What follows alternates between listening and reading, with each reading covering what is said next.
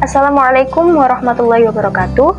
Perkenalkan, kami dari kelompok 8 akan mempresentasikan tentang studi empiris pengaruh kompensasi terhadap kinerja.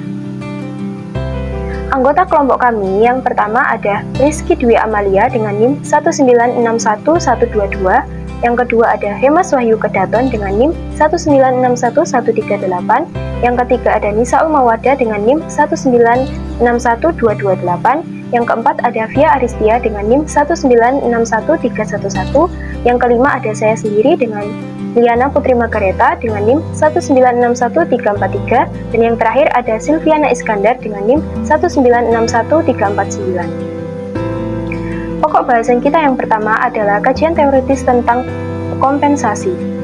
Pengertian kompensasi. Terdapat banyak pengertian terkait kompensasi menurut para ahli.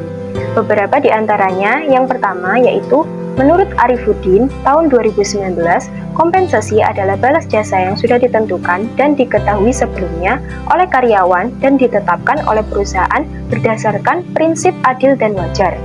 Yang kedua, menurut Priyono dan Marnis tahun 2014, kompensasi merupakan semua pendapatan yang berbentuk uang atau barang langsung atau tidak langsung yang diterima karyawan sebagai imbalan atas jasa yang diberikan kepada perusahaan.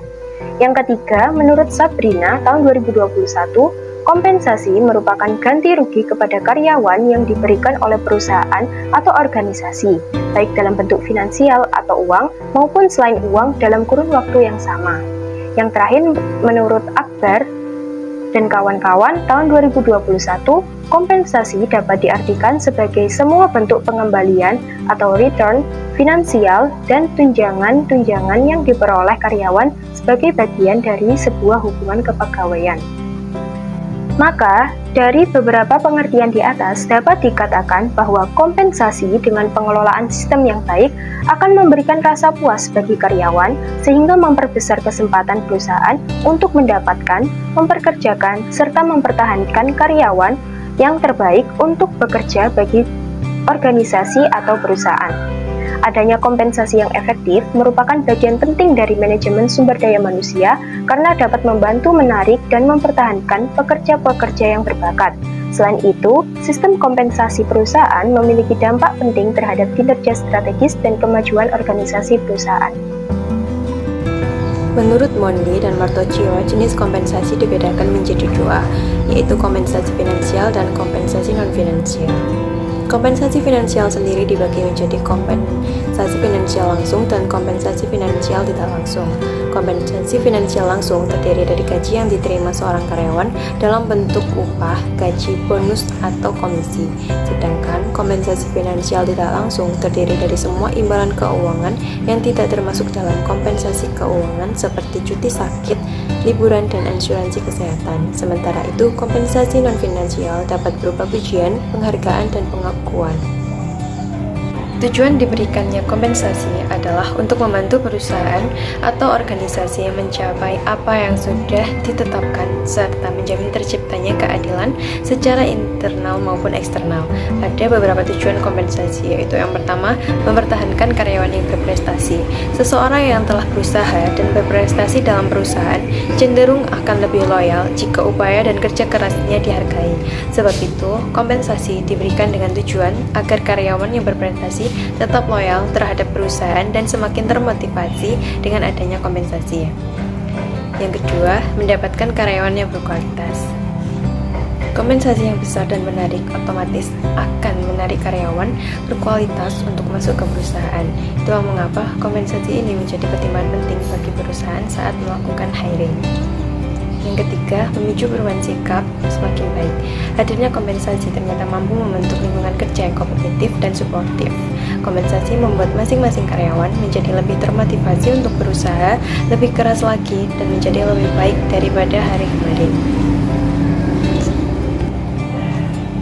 Yang keempat, efisiensi biaya. Pemberian kompensasi dapat menekan kerugian yang bisa ditimbulkan karena tingkat turnover karyawan yang tinggi. Yang kelima, menjamin adanya keadilan dalam perusahaan. Tujuan selanjutnya yaitu menjamin adanya keadilan dalam perusahaan antara manajemen dan karyawan. kompensasi menjadi sebuah bentuk balas jasa perusahaan atas segala sesuatu yang telah dilakukan karyawan untuk perusahaan. Yang keenam, memenuhi administrasi legislatif. Undang-undang telah mengatur pemberian kompensasi perusahaan terhadap karyawannya. Hal ini berkaitan dengan legalitas perusahaan, sehingga setiap perusahaan harus memenuhinya. Pemberian kompensasi terhadap karyawan ini menjadi aspek pemenuhan administrasi legislatif oleh perusahaan terhadap pemerintah. Faktor-faktor yang mempengaruhi kompensasi. Faktor yang mempengaruhi kompensasi terbagi menjadi 3, yaitu yang pertama faktor internal organisasi, yang terdiri dari dana organisasi dan juga tiket pekerja. Dana organisasi tentunya dana organisasi yang terhimpunnya dana dipengaruhi oleh prestasi-prestasi kerja karyawan, sehingga makin besar prestasi kerja karyawan, makin besar pula keuntungan organisasi atau perusahaan. Kemudian ada serikat pekerja. Para pekerja yang tergabung dalam serikat pekerja juga dapat mempengaruhi pelaksanaan atau penetapan kompensasi dalam satu perusahaan. Yang kedua ada faktor pribadi karyawan. Produktivitas kerja. Produktivitas kerja dipengaruhi oleh prestasi kerja. Prestasi kerja merupakan faktor yang diperhitungkan dalam penetapan kompensasi. Kemudian ada posisi dan jabatan. Posisi dan jabatan berbeda berimplikasi pada perbedaan besarnya kompensasi. Posisi dan jabatan seseorang dalam organisasi menunjukkan keberadaan dan tanggung jawabnya dalam hierarki organisasi. Kemudian ada pendidikan dan pengalaman. Selain posisi dan jabatan, pendidikan dan pengalaman kerja juga merupakan faktor yang mempengaruhi besarnya kompensasi. Pegawai yang lebih berpengalaman dan berpendidikan lebih tinggi akan mendapatkan kompensasi yang lebih besar dari pegawai yang kurang berpengalaman dan atau lebih rendah tingkat pendidikannya. Yang kemudian ada jenis dan sifat pekerjaan.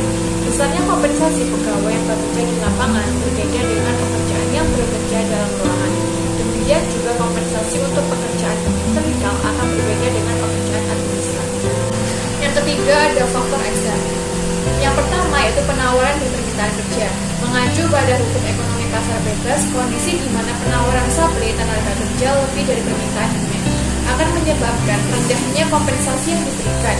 Sebaiknya bila kondisi pasar kerja menunjukkan besarnya jumlah permintaan tenaga kerja sementara penawaran hanya sedikit, maka kompensasi yang diberikan akan besar.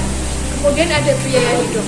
Besarnya kompensasi terutama upah atau gaji harus disesuaikan dengan besarnya biaya hidup. Kemudian ada kebijaksanaan pemerintah.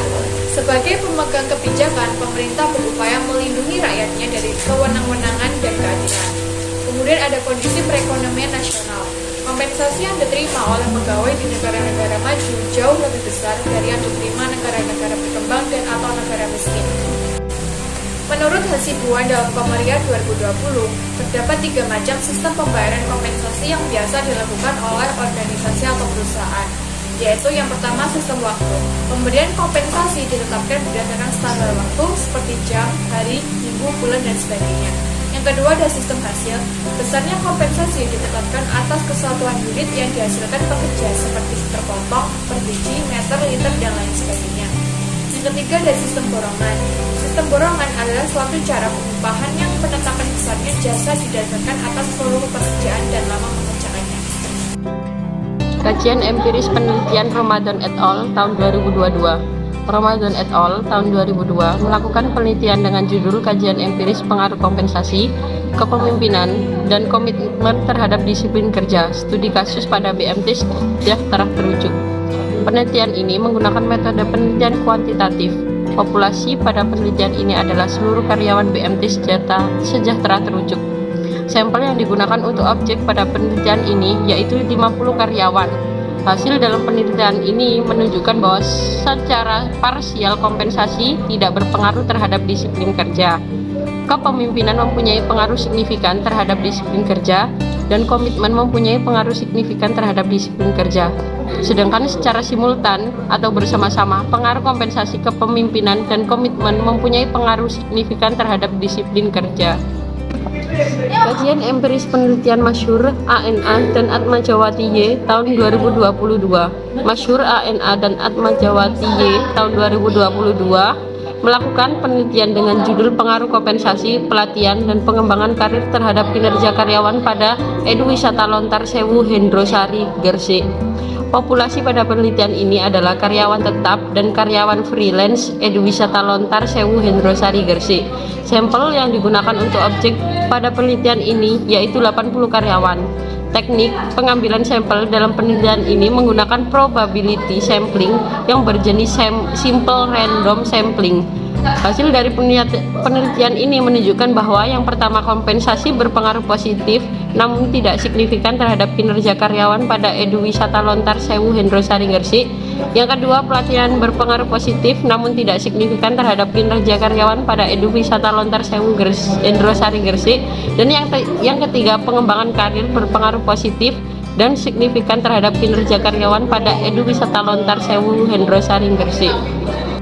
Berikutnya saya akan menjelaskan tentang kajian empiris penelitian Linda Sarika, Herawati J, dan Septiarini E 2022. Linda Sarika, Herawati J, dan Septiarini E 2022 melakukan penelitian dengan judul Pengaruh Kompensasi Motivasi dan Lingkungan Kerja terhadap Kepuasan Kerja Karyawan.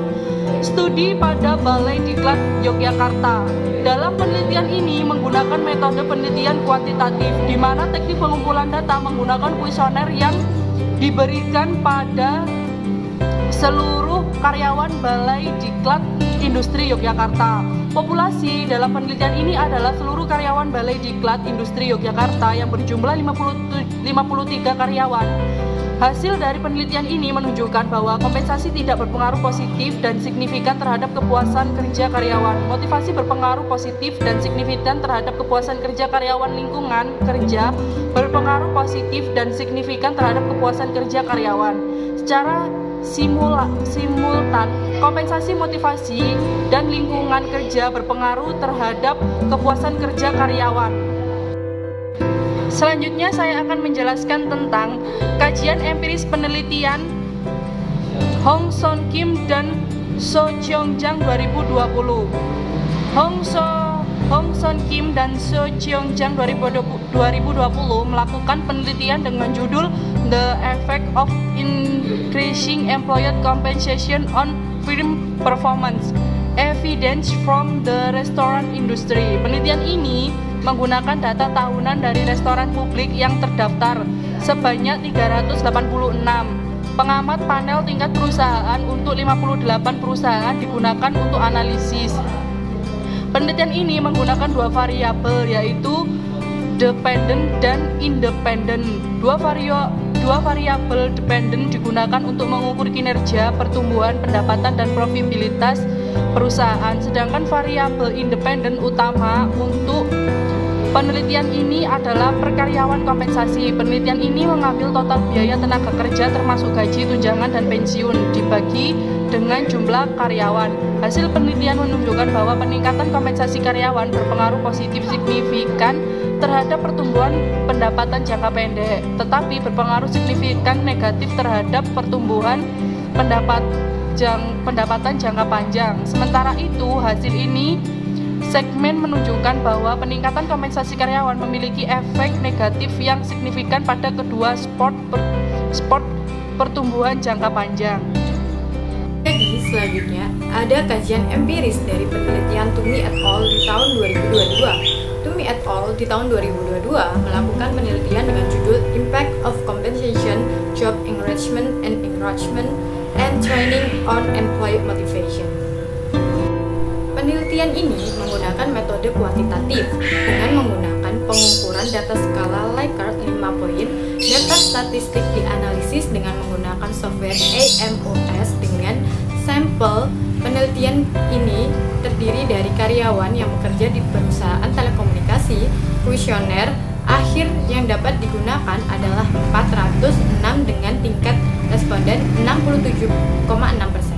Hasil penelitian ini menunjukkan bahwa kompensasi dan pelatihan berpengaruh positif terhadap motivasi, sedangkan penggayaan dan peluasan pekerjaan ditentukan memiliki pengaruh positif yang signifikan terhadap motivasi karyawan. Temuan penelitian mengungkapkan bahwa responden memberi peringkat kompensasi, pelatihan, serta penggayaan dan peluasan pekerjaan sebagai faktor yang memotivasi mereka untuk tampil lebih baik di tempat kerja.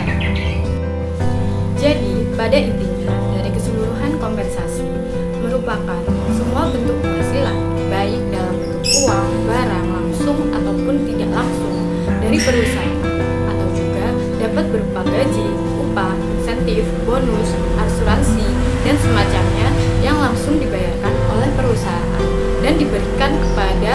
karyawan sebagai bentuk penghargaan atas jasa yang telah diberikan.